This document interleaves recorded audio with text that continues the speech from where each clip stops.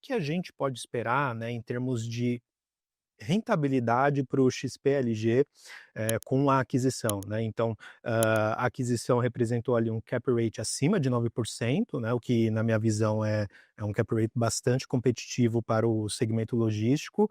Então o que que a gente poderia esperar, que deve ser uma dúvida, né, entre os cotistas do XPLG, em termos de distribuição daqui para frente, se há mudanças ou não, né, no patamar de distribuição, e também o potencial de valorização desses imóveis, né, a serem adquiridos, né, o que vocês enxergam para daqui em frente. Enfim, várias questões, mas que eu tenho certeza ali que você vai contribuir bastante para a nossa discussão aqui.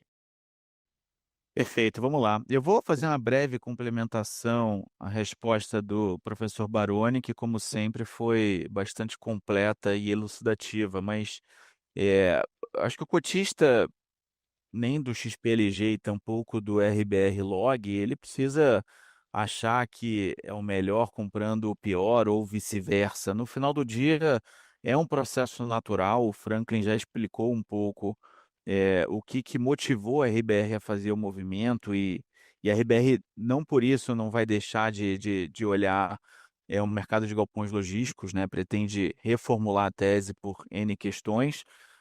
E a consolidação ela é natural sob a ótica de você passar a ter uma indústria cada vez mais próxima do que a indústria americana, e só quem tem a ganhar é o investidor. O investidor tem a ganhar com fundos maiores, mais completos, mais diversificados, menos dependentes do inquilino A, B ou C, com menos riscos de vacância concentrada, com mesmos riscos de inadimplência concentrada, e fundos mais líquidos. Por que que fundos mais líquidos são tão importantes? Porque a gente começa a atrair outros bolsos e começa a institucionalizar cada vez mais a indústria, que até poucos anos atrás era 100% varejo. 100% varejo. Se você partir do princípio que os fundos de fundos são compostos também por varejo, a indústria era 100% varejo até poucos anos atrás. Hoje já não é mais uma verdade. Hoje, quando você olha a XP, até tem trabalhado muito fortemente institucionalmente com algumas entidades internacionais para cada vez mais atrair o gringo, mas hoje, mesmo sem ter uma participação do gringo tão relevante, é uma participação que vem crescendo, né, com bastante recorrência, mas a gente hoje já tem nos maiores fundos, nos fundos mais líquidos, uma proporção mais ou menos 80-20. 80 varejo, 20 institucional. Claro que varia um pouco do fundo A para o B, do B para o C, mas 80-20 eu acho que é uma boa média, uma boa métrica. Conforme os fundos vão crescendo, não tenho dúvida que essa proporção vai ser 70-30, vai ser 60-40, até o dia que ela vai ser 40-60. E esse dia vai chegar, né? Eu estou falando não em quantidade de investidores, mas em volume, em participação do equity value, né, do market cap, do patrimônio líquido do fundo em volume na mão do institucional e na mão do pessoa física. Indo para a segunda parte da resposta, Marx, e aí falando mais especificamente sobre o deal, é claro que um cap acima de 9 ele é absolutamente competitivo, mas não foi só isso que nos motivou a fazer o negócio, né? Como eu falei, a gente está comprando portfólios de extrema qualidade. Eu faço das palavras do Franklin as minhas, o portfólio estava super redondo. O que motivou a RBR a fazer a transação não foi o portfólio ser melhor ou pior, ou ser um portfólio ruim, foi basicamente uma mudança de estratégia, uma mudança de rota, e a gente, foi- eu costumo dizer que tem transações e transações, né? Transacionar com a RBR não é a primeira vez que a gente faz alguma coisa com a RBR, é sempre tranquilo, porque são duas gestoras com a mesma cabeça, com o mesmo mindset, com a mesma cultura. Mas independente disso, para esta transação em especial, foi uma transação muito fácil, muito leve de se negociar, porque ambos os lados estavam com o mesmo interesse, um interesse muito alinhado, que é buscar o melhor para os dois fundos. No final do dia, a RBR vai ser uma cotista relevante do XPlog, a RBR por meio de seus fundos, né, não a RBR gestora, mas os fundos geridos pela RBR.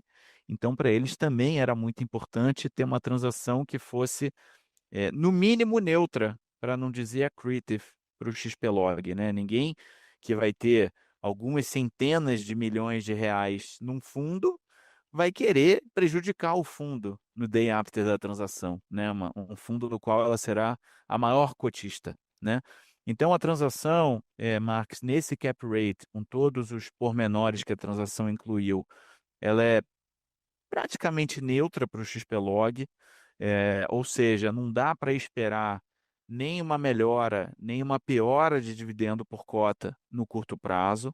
Eh, a gente, lembrando, né, fez uma transação de venda no XPlog no início desse ano, que nos gerou um ganho de capital bastante relevante. Esse ganho de capital está embutido, nesses 82 centavos por cota. E a gente vai manter esse patamar de 82 centavos por cota pós-transação, que significa dizer que a transação foi no preço justo. No preço justo para convencer a RBR a fazê-la, como o Franklin já explicou, isso mostrou que, de fato, o valor de tela estava bem descontado do preço justo do RBR Log, que é justamente o valor dos laudos, é o valor patrimonial, e também no preço justo para o XPlog, que está comprando um portfólio num cap rate interessante, na nossa visão, para um portfólio de ativos AAA, bastante alinhado com transações comparáveis de galpões logísticos, considerando o patamar atual da taxa de juros no Brasil. Quer dizer, com juros a 15, a gente não acha razoável fazer transação a cap rate de 6%. Como também não é razoável você comprar um ativo de extrema qualidade AAA a cap de 12. Essa transação a cap de 12 não existe. A gente já falou sobre isso em diversos calls e lives. Provavelmente já falei sobre isso com o professor Baroni também em outras situações. O mercado de imóveis ele tem uma elasticidade finita. Não é porque o juro está em 6 ou em 2, como a gente já viveu, ou em 20, espero que a gente não chegue lá, mas o Brasil já chegou em algum momento da sua história, que o cap rate vai variar de 3 para 18. Isso não existe. O cap rate vai variar entre 6,5 e 10, 6,5 e 9,5, isso para o portfólio de qualidade, né? Então é isso que a gente viu nessa transação. E só para arrematar, eh, quando a gente faz a compra de um portfólio ou de um ativo, a gente, óbvio que olha o cap rate daquela transação, daquele ativo, naquele momento, porque a gente, no final do dia, é um pagador de dividendo, a gente é um player da indústria que é dividend yield driven, né? O que que é isso? É um player cujos cotistas estão muito interessados no dividendo no day after. Essa é a natureza da indústria de fundo imobiliário no Brasil. Então, não dá para não olhar o cap rate e, consequentemente, o dividend yield. Mas não é só isso que a gente olha. A gente está aqui constituindo patrimônio. O cotista que compra uma cota do XPLG, ele não compra só um yield no M+1. Ele compra uma carteira de imóveis que ele quer carregar no longo prazo, ou pelo menos deveria comprar com a cabeça de carregar no longo prazo. Ele está tomando a decisão de não comprar um apartamento para locação e comprar uma carteira de FIIs, que por sinal é muito inteligente a decisão, porque é muito mais líquido, é isento, é diversificado, tem gestão profissional, enfim, não estamos aqui para falar disso, mas então, quando eu digo que a gente está comprando uma carteira de imóveis para constituir o nosso patrimônio, a gente está olhando para os próximos 5, 10 ou 15 anos. E a gente está comprando imóveis de qualidade, com contratos majoritariamente típicos, que têm potencial de reavaliação positiva, o que significa dizer que, muito provavelmente, essa carteira, independente do patamar de juros no Brasil, tende a se valorizar no longo prazo. Então, a gente também viu isso no âmbito dessa transação. Então, para também não me estender muito, porque algumas dessas respostas que eu dei serão complementadas ao longo desse debate, mas um pouco do viés do cap, do dividendo por cota, e da valorização do patrimônio da transação foi um pouco do que a gente viu nesse contexto que eu expliquei. Não, muito obrigado, Carras. Franklin, o Carras, trouxe aqui comentários valiosos, né, para o investidor que nos assiste, e entre os quais ali eu destaco essa questão, né, da venda, do processo de venda, né, de ativos de modo geral. O investidor, o senso comum, né, tem uma percepção de que se houve um negócio, uma venda, foi bom para alguém e ruim para o outro. Mas a gente sabe muito bem que isso não é verdade. acredito que essa transação em específico é uma prova, né, de que é uma transação que é boa para todo mundo, tanto é que o RBRL vai receber como boa parte do pagamento o XPLG, que traz, né, todo um alinhamento, né, de interesses entre as partes, né, dado, né, que é do interesse do RBRL, né, que a cota do XPLG seja bem precificada para ir vendendo elas ao longo do tempo e gerando recursos, né, líquidos para fazer frente ali à próxima estratégia. Agora, né, dado que o RBRL durante esse período de transição ele vai ser uma espécie de casca, né, que vai ter ali como principal ativo investido o XPLG, em função dos aspectos que a gente comentou aqui, o que a gente pode esperar, né, o cotista do RBRL em termos de projeção de dividendos? Há uma expectativa de aumento, redução ou manutenção do dividendo atual? E mais do que isso, né, acho que o cotista deve estar se perguntando em relação à taxa de gestão, né. Enfim, dado essa característica dele virar uma casca nesse período de transição, se haverá cobrança de taxa de gestão ou não, né, o que ele pode esperar, né, em relação a esses tópicos? Legal. Para o RBRL também a transação como um todo reposiciona o nosso portfólio, mas pensando no cotista no D+1 pós-transação, ela tem um efeito neutro também em relação a dividendos, então a gente já vem aí com um dividendo na casa de 75 centavos, com guidance inclusive pós-transação, de manutenção desse mesmo range, né. A gente indica ali, um piso de 73 centavos e um teto de 77, e a nossa cabeça aqui nesse momento de transição, enquanto a gente, como você bem colocou, vai ser uma casca de XPlog, a ideia é que a gente mantenha, esse nível de dividendos, com a diferença de que nesse momento, ao invés do cotista receber um dividendo proveniente dos aluguéis dos nossos galpões, vai ser um dividendo proveniente aí do resultado do dividendo de XPLG.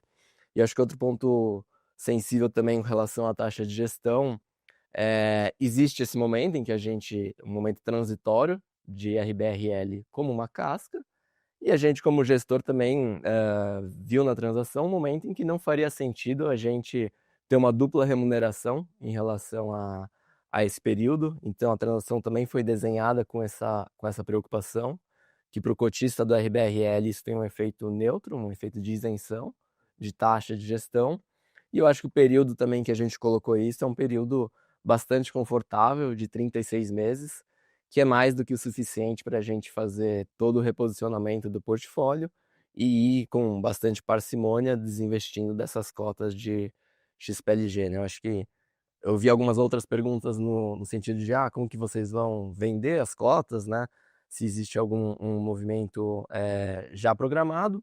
E eu acho que a gente como RBR, acho que tem uma parte importante de como casa, de que a gente tem outras áreas da companhia, fora a nossa área de tijolo, então a gente é um player relevante também em crédito, em fundos de fundos e agora os hedge funds. Então hoje a gente tem uma mesa também, um time dedicado a fazer esse desinvestimento. Acho que hoje pode se considerar uma das gestoras mais relevantes no mercado secundário, através dos nossos principais veículos, no RBRF, que é o Alpha, e o RBRX, que é o hedge fund, fora algumas outras carteiras administradas que a gente tem. Então, esse desinvestimento também faz parte muito do nosso dia a dia, de negociação de cotas no mercado secundário. A gente tem as transações normais do dia a dia, tem também muito do papel da mesa, encontrar block trades, provocar outros institucionais, caso tenham interesse em aquisições. Então, acho que a gente vai fazer isso também de forma bastante profissional e temos um prazo com gordura aqui de 36 meses para concluir isso com bastante calma. É, legal. Os investidores ficam muitas vezes preocupados, né, com essa questão, né, de um institucional, no caso o RBRL, representar grande parte do passivo de outro fundo e ter a necessidade de venda dessas cotas, eventualmente pressionar as cotas do XPLG no mercado secundário com essas vendas, mas acredito que é muito do que o Franklin pontuou aqui, de que não é do interesse da RBR, do RBRL, né, vender essas cotas a qualquer preço, né. E mais do que isso, Luiz, a maior parte do pagamento, então, né, sendo feito ali com emissão de cotas do próprio XPLG, eu queria que você complementasse um pouco, claro que a gente já trouxe aqui aspectos iniciais, mas complementasse, né, por que a adoção, né, desse modelo de pagamentos em cotas e quais as vantagens, né, para o fundo e os cotistas, né, ao optar por esse modelo de pagamento? Eu diria que é uma estratégia criativa que foi desenhada para a continuidade do crescimento da linha de negócio em um cenário de descolamento entre o preço de tela e a cota patrimonial. Uhum. Ou seja, num contexto em que o preço de tela está abaixo da cota patrimonial e que não permite que você siga aquele modelo tradicional de oferta e distribuição e esforço de vendas no mercado, para que você, de fato, continue aumentando o patrimônio, diluindo riscos com a diversificação regional em imóveis, em locatários, sem a necessidade de aumentar o nível de alavancagem do fundo. Então, é uma estratégia criativa de crescimento nesse contexto. Uhum. Mas, como a gente colocou aqui, ela precisa ser montada com cuidado para que você não tenha um excesso de oferta de ativos no mercado e uma pressão baixista de preço, que é o overhang, que a gente comentou aqui. Então, de fato, isso precisa ser montado com todo o cuidado para que ela não vire uma estratégia prejudicial para o negócio. E aqui é o que a gente comentou. A EBR tem total interesse e alinhamento para que isso não prejudique o mercado secundário das cotas do XPlog. Então, a ideia é que isso seja construído de uma maneira segura para o investidor e que não prejudique a dinâmica do veículo de investimentos. E, além disso, eu diria que isso é na nossa visão. Se nós tivermos um contexto em que a o preço de tela supere a cota patrimonial e volte o modelo de negócio tradicional, Uhum. é muito provável, na nossa visão, que exista uma preferência por esse modelo de negócio no mercado, porque justamente como a gente comentou, aqui o mercado está se reinventando e buscando outras formas de continuar o crescimento da estratégia, porque o modelo tradicional não funciona. Mas voltando para o modelo tradicional, a gente acredita que seja a preferência do mercado. Então, Uhum. trazendo um pouco mais de contexto para esse modelo que não só a XP, como outras casas vêm adotando para crescimento mesmo do patrimônio e continuidade do planejamento estratégico do veículo de investimentos em um contexto macroeconômico desfavorável para esse tipo de negócio. Não, excelente. Professor Baroni, né, o que a gente está comentando aqui é basicamente o uso de criatividade no bom sentido da palavra, né, para que se execute uma gestão ativa, né, em um contexto em que o preço dos imóveis muitas vezes está super convidativo em função das altas taxas de juros de longo prazo, mas que o mercado, né, não está aberto ali a novas captações de recursos, dado que o investidor acaba ficando um pouco mais avesso ao risco, acaba optando, né, principalmente pela renda fixa, tendo em vista as taxas de juros elevadas, né. Agora, né, a gente trouxe aqui um pouco dos principais impactos e perspectivas sobre a ótica tanto da RBR como da XP Asset, né, em relação a esse modelo de aquisição, mas eu queria também capturar ali com a sua visão, né, como analista independente, sobre não só os benefícios que uma aquisição com emissão de cotas pode trazer para o investidor, mas mais do que isso, quais os pontos de atenção que você sempre tem em seu radar, né, num modelo como esse, que é importante aqui a gente compartilhar com a nossa audiência. Legal, então vamos lá. Eu acho que o primeiro ponto aqui é que a gente está desde o final de 2021 com os juros aí pulando para casa dos 2 dígitos. Possivelmente vamos fechar 2025 em 2 dígitos, possivelmente vamos fechar 2026 com 2 dígitos. Ou seja, nós estamos falando de 5 anos, né? 3,5 já passaram, já foram, e temos potencialmente mais pelo menos 1 ano e meio com juros em 2 dígitos. Ou seja, o mercado precisa se reinventar. E eu acho que essa tendência de trazer o mecanismo de troca de cotas, integralizando atrás de ativos, é, é assim, fantástica por N motivos. O primeiro deles é que você realmente consegue fazer os ativos, os fundos crescerem mesmo em momentos de juros altos.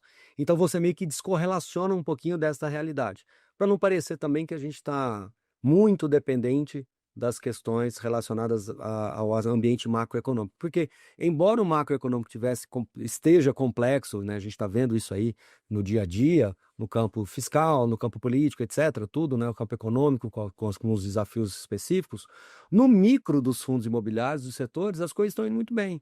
Então, seria realmente muito ruim a gente perder uma janela excelente de crescermos num cenário adverso do ponto de vista macro, mais especificamente juros, tá? Então, acho que esse é um ponto. Pelo lado de atenção, aliás, mais um lado positivo é que quando nós trazemos investidores de maior porte para dentro do fundo, e aqui eu não estou falando especificamente só do caso RBRL e XPLG não, tá? Isso pode ser alcançado para outros ativos também. Então, um fundo de renda urbana que integraliza alguns imóveis lá com um family office, alguma coisa assim em troca de cotas, você está trazendo muito mais, ou impondo naturalmente, muito mais governança para esse produto.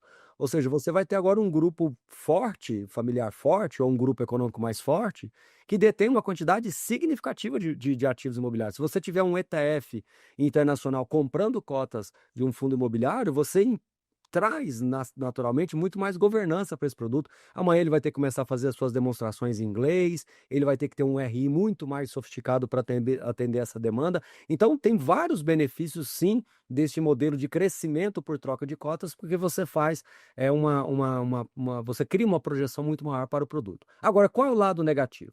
Você pode ter uma liquidez contrária um pouco mais, eu diria assim, preocupante. E aqui eu vou me explicar. Também não é o caso específico da RBRL, porque o RBRL, a partir do momento que ele pegar a cota do XPLG, ele não vai ter interesse em sair vendendo desenfreadamente, derrubando a cotação do fundo, por um motivo assim, por exemplo, de querer já comprar um outro imóvel. Ele vai ter que também ter um pouco de jogo de cintura, porque senão ele passa para a condição de lucro para prejuízo contábil, então ele fica uma situação que ele se coloca ruim para ele mesmo. Então, ele não tem interesse de sair vendendo desenfreadamente a cota.